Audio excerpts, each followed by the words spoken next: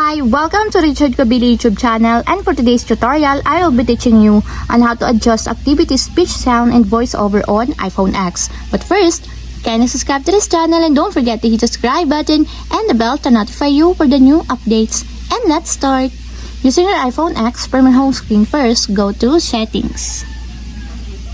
Then in the settings, scroll down and find the accessibility, then tap. Then in the accessibility, go to vision section and then tap the voiceover.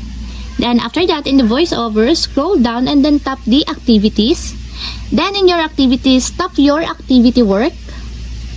Then in your activity, go to speech and audio settings section and then find the volume or sound button just like this. If you want to increase the sound of your voiceover, just drag it to right. And if you want to lessen the sound of your voiceover speech, just drag it to left, just like this.